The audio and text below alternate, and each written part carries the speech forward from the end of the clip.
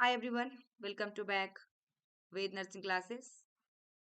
फिर आज हम ये क्लासेस नेक्स्ट क्लासेस है, इतना भी पार्ट आप लोग का हो चुका है अभी तक। और एमपी पोस्ट बेसिक बेसिक के लिए तो इम्पोर्टेंट ही चल रहे हैं डेली बेसिस पे क्लासेस। साथ साथ में ये सभी स्टेट के लिए इम्पोर्टेंट रहने वाले हैं, जो कि डेली हम वीडियो में यही बात कहते हैं। और यूपी के लिए इंक्वायरी आ रही थी कि यूपी का पोस्ट बेसिक बेसिक का कब आएंगे फॉर्म। तो देखिए अप्रैल से फॉर्म आना स्टार्ट हो जाता है सभी स्टेट में, चाहे आप किसी भी स्टेट से हो, अप्रैल से आना स्टार्ट होता है। और सबसे लास्ट में जो आई है झारखंड में आया है पोस्ट बीएससी का, ठीक है ना। तो झारखंड में आया भी, काउंसलिंग भी स्टार्ट कर दिया, अभी अभी चल रही है काउंसलिंग। और अभी उसका एडमिशन भी प्रोसेस जारी कर देगा, मतलब कि बहुत फास्ट काम कर रहा है क्योंकि यहाँ चुनाव होने वाले हैं इसलिए। तो डियर आप लोग के स्टेट में सभी स्टेट में वैकेंसी आती है, अलग अलग टाइम में आती है, लेकिन अप्रैल से स्टार्ट हो जाता है। किसी स्टेट में अप्रैल में आएगा, किसी में मई में आएगा। और एम्स पोस्ट बेसिक का सारा कुछ दे चुका है, एग्जाम का डेट भी, रिजल्ट का डेट भी, एडमिट कार्ड का डेट, सब कुछ आ चुका है एम्स का, ठीक है। यदि आप एम्स का प्रिपरेशन कर रहे होंगे तो एम्स के लिए भी ज्वाइन कर सकते हैं क्लास। मतलब किसी भी स्टेट से आप फिर किसी के आपको पोस्ट बेसिक के लिए इंक्वायरी चाहिए तो डायरेक्ट आप कांटेक्ट कर सकते हैं इस नंबर पे 8929987853, ठीक है ना। इस नंबर पे आप बात कर सकते हैं, अपना इंक्वायरी जो भी आपकी क्वायरी है, जो भी डाउट है, सब क्लियर कर सकते हैं आप, ठीक है। 8929987853 पे। कम्युनिटी हेल्थ नर्सिंग का क्वेश्चन हम लेकर आए हैं। इसमें देखिएगा पहला क्वेश्चन जो पूछा गया यूनिवर्सल इम्यूनाइजेशन प्रोग्राम से रिलेटेड क्वेश्चन है। इसके अंदर में क्या क्या होंगे इंक्लूडेड है, जैसे कि सार्वभौमिक टीकाकरण कार्यक्रम में शामिल है, इम्यूनाइजेशन ऑफ प्रेग्नेंट मदर होगी, या immunization of children under 5 years आएगा, या immunization of pregnant mother and children आएगा, या ऑल काइंड ऑफ इम्यूनाइजेशन आएगा। बहुत ही इंपॉर्टेंट क्वेश्चन है डियर ये वाला। तो इसमें राइट आंसर आपका क्या आ जाएगा, चार ऑप्शन दिया गया है। तो इसके अंदर में जो पहला का ऑप्शन राइट होगा सी होगा, क्या होगा, सी होगा। यानी कि इसमें immunization of pregnant mother and children आता है, किसके अंदर में, यूआईपी के अंदर में, ठीक है ना, यूनिवर्सल इम्यूनाइजेशन प्रोग्राम के अंदर, ठीक है। नेक्स्ट क्वेश्चन देखिएगा, small pox vaccine. Small pox vaccine contains, चेचक के जो टीके में शामिल है, क्या शामिल है, ये लिविंग वायरस है, लिविंग माइक्रोबैक्टीरियम है, या फिर आपका क्या होगा इसमें देखिएगा तीसरा पॉइंट में क्या है, एटेंटेंट वायरस है, या फिर एटेंटेंट माइक्रोबैक्टीरियम है। चार ऑप्शन दिए गए हैं। तो स्मॉल पॉक्स है डियर, क्या है, स्मॉल पॉक्स है। तो ये क्या है, लिविंग वायरस है, क्या है आपका, लिविंग वायरस है। तो राइट आंसर आपका लिविंग वायरस। देखिए एक क्वेश्चन भी आरयूएचएस पोस्ट बीएससी में पूछा गया, क्योंकि आपके एमपी में फर्स्ट टाइम आया वैकेंसी ना। तो आपके एमपी वाले भी यदि क्वेश्चन भी पैटर्न बनाते हैं ना, तो प्रीवियस को देखते हुए चलेंगे, दूसरे स्टेट को जो आपके आसपास में स्टेट है, वहां के स्टेट का पेपर के हिसाब से ही आपका बनाया जाएगा। ये आपका ईएसआईसी में भी क्वेश्चन पूछा गया है। तो नेक्स्ट क्वेश्चन देखते हैं डियर, तीसरा क्वेश्चन क्या है, all the following vaccine are given at birth except, ठीक है ना, कि निम्न को छोड़कर सभी टीके जन्म के समय दिए जाते हैं। तो कौन सा टीका है जो जन्म के समय में नहीं देना है, बाद बाकी सभी को देना है। तो राइट आंसर ऑप्शन ए में बीसीजी है, बी में पोलियो है, सी में हेपेटाइटिस बी है, और डी में हेपेटाइटिस ए है। बहुत ही इंपॉर्टेंट क्वेश्चन है डियर, राइट आंसर इसमें जो होने वाले हैं ऑप्शन डी होगा, हेपेटाइटिस ए। इसकी इंक्यूबेशन पीरियड बहुत बार पूछा है, जिसकी 28 डेज होता है, या फिर कहीं कहीं 50 डेज तक भी रहेगा आपका।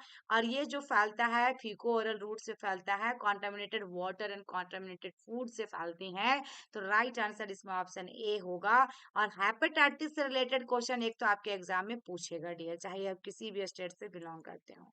नेक्स्ट क्वेश्चन देखिएगा क्या कह रहा है आपका, कि interval between 2 dose of DPT OPV and hepatitis B should not be less than, should not be less than, ठीक है ना। तो ऑप्शन ए में देखिएगा क्या है, क्वेश्चन हिंदी में पढ़िए, डीपीटी ओपीवी और हेपेटाइटिस बी की दो खुराकों के बीच का अंतराल इससे कम नहीं होना चाहिए, किससे किसके, डीपीटी ओपीवी और हेपेटाइटिस बी के बीच में। क्या होगा, 1 वीक, 2 वीक, 3 वीक या 4 वीक। तो इसके अंदर में राइट आंसर क्या होगा डियर, ऑप्शन 4 का क्वेश्चन का, चौथा का क्वेश्चन का राइट आंसर आपका ऑप्शन डी होगा, कम से कम 4 सप्ताह का अंतराल, 4 सप्ताह का गैप, यानी कि 1 मंथ का होना चाहिए। और ये भी इग्नू में 2014 में क्वेश्चन पूछा गया है 14 में। नेक्स्ट क्वेश्चन देखिए आपका क्या कह रहा है यहाँ पे, नेक्स्ट क्वेश्चन देखते हैं। नेक्स्ट क्वेश्चन है, temperature required to store BCG vaccine. BCG vaccine को जो हम किस टेम्परेचर पर रखेंगे, बीसीजी वैक्सीन को स्टोर करने के लिए जो हमारा तापमान की आवश्यकता होती है कितनी होंगी, कितने टेम्परेचर पे आप रखोगे? तो बिलो 2 डिग्री सेल्सियस या 2 to 8 डिग्री सेल्सियस या 8 डिग्री सेल्सियस या 10 डिग्री सेल्सियस, ठीक है ना? और इसमें एवो 10 डिग्री सेल्सियस। तो बहुत सिंपल क्वेश्चन है डियर, ये सबको मालूम होगा, किसी का गलत तो नहीं होना चाहिए आई थिंक। तो राइट आंसर पांचवा में जो होगा ऑप्शन बी होगा, क्योंकि 2 से 8 डिग्री सेल्सियस में सभी वैक्सीन को हम रखते हैं और -20 डिग्री में ओपीवी को रखते हैं, है ना? तो ये चीज को भी आपको याद रखना है। नेक्स्ट क्वेश्चन देखिएगा क्या है छठा में, one of the most appropriate measures for storage of DPT DT vaccine is. DPT DT vaccine के भंडारण के लिए सबसे उपयुक्त उपायों में से एक है, तो क्या होगा इसमें देखिएगा।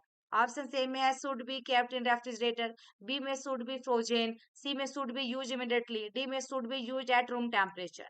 यार यहाँ पे इतने दिन तक मैंने नहीं बताया था, बट लास्ट में आप लोग को यहाँ पे एक चीज मैं बता दूं, जो भी एमपी से मेरे वीडियो को देख रहे हैं, आप लोग कमेंट में कमेंट तो करेंगे डियर, साथ में जिनका सिलेक्शन हो जाएगा इस चैनल से, प्लीज आप लोग कमेंट भी करेंगे और आप लोग व्हाट्सएप पे मैसेज करेंगे, ताकि थोड़ा हमें भी लगे डियर कि इस चैनल से एमपी में जितने कोई किए हैं, क्योंकि हर एक स्टेट का सिलेक्शन होता है डियर, उन लोग कमेंट करके साथ में वीडियो भी शेयर करते हैं कि मैम आपका चैनल से मेरा सिलेक्शन हुआ है। तो आप इतना कर सकते हैं, इतना जरूर करेंगे, क्योंकि आपके लिए ही ये किया जा रहा है, ठीक है?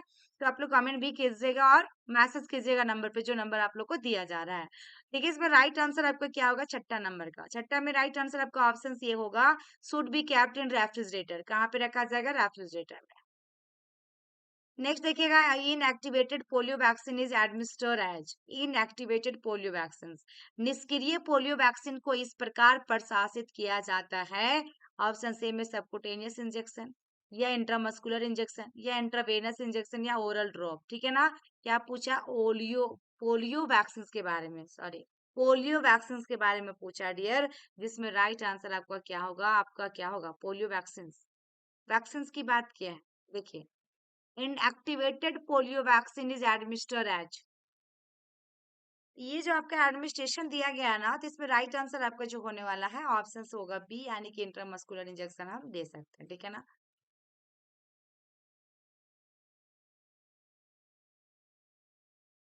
बी ऑप्शन होगा बी। इंट्रामस्कुलर पहले है या फिर सबकुटेनियस, तो आपका दोनों ऑप्शन रहेगा, तो इंट्रामस्कुलर को आप कीजिएगा, 0.5 ml दिया जाता है children. Next question, in following which vaccine is given to a pregnant lady. निम्नलिखित में से गर्भवती महिला को कौन सा टीका लगाया जाता है? मिजल्स, बीसीजी, टेटनस और डीपीटी। बहुत सिंपल क्वेश्चन है डियर, तो इसमें राइट आंसर कौन सा होगा आपका?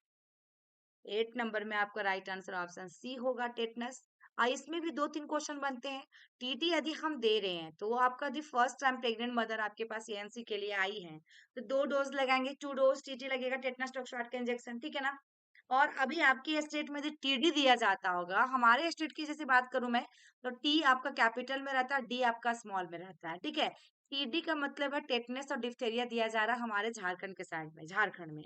और आपके स्टेट में यदि टीडी दिया जा रहा होगा, तो टीडी को ही राइट कीजिएगा, टीटी को नहीं करना है, ठीक है? डिप्थेरिया थोड़ा सा मिला दिया गया है, जो झारखंड में दिया जा रहा है, ओके, प्रेग्नेंट मदर को। और यदि आपके यहाँ टीटी है, तो कंफर्म कर लीजिएगा, टीटी ही दिया जाएगा। और दूसरी चीज, जब हम टीटी फर्स्ट मदर जो फर्स्ट प्रेगनेंसी होती है उसको 2 डोज देते हैं। यदि फर्स्ट प्रेगनेंसी के बाद दूसरा बेबी 3 साल के अंदर यदि हो रहा है, 3 साल कंप्लीट भी नहीं हुआ, उसके पहले हो जा रहे हैं, तो उसमें हम बूस्टर डोज देते हैं, जो कि आपका सिंगल डोज देते हैं, ठीक है? और यदि मदर्स का 3 साल तक तो बेबी पहले हुआ, फिर से रिपीट उसका 3 साल के अंदर हो गया, 3 साल से पहले पहले, तो उसको 2 डोज देंगे, ओके? क्योंकि वो बिल्कुल उसका बॉडी भी वीक हो गया, इम्यूनिटी भी वीक, सब चीज वीक हो गया, उसको डबल डोज लगेगा। लेकिन फर्स्ट टाइम यदि 3 साल के अंदर हो रहा है दूसरे बेबी में, तो हम सिंगल डोज देंगे, जिसको हम कहते हैं बूस्टर डोज, ठीक है? ये याद रखिएगा। और टेटनस हम कब देते हैं? एज सुन एज पॉसिबल, जैसे ही पता चल रहा है, अब हम लोग को वैसे फर्स्ट डोज लगा देते हैं। और आफ्टर 1 मंथ, यानी कि जब भी दोनों क्वेश्चन रहे आपके ऑप्शन में, आफ्टर 1 मंथ रहा, तो उसको, और कंप्लीटेड 1 मंथ रहा, तो आपको राइट किसको करना? Completed 1 month. क्योंकि देखिए 1 मंथ, ठीक है, कंप्लीट होने के बाद नेक्स्ट डे हम लगाते हैं, ना कि हम जैसे 1 मंथ, आज मेरे 30 दिन हो गया, तो आज मुझे लगा दीजिए मैडम, ठीक है, मेरा कंप्लीट हो गया, ऐसा नहीं।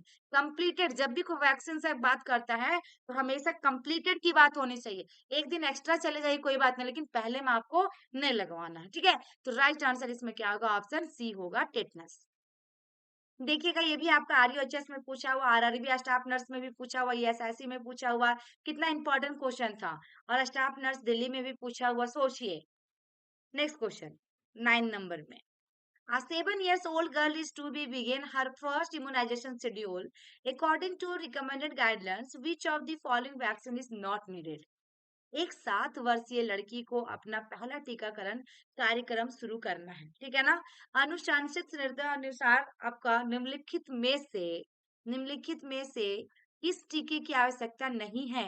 7 साल हो चुका बच्ची का, तो कौन सा टीका की आवश्यकता नहीं होगा? पोलियो का, या मिजल्स का, या पर्टुसिस का, या मम्स का? तो 9 नंबर में आपका राइट आंसर आपका क्या जाएगा डियर? 9 नंबर में आपका कौन सा होगा? डीपीटी सुने आप, सुने होंगे आप। डिप्थेरिया, पर्टुसिस, टेटनस, है ना।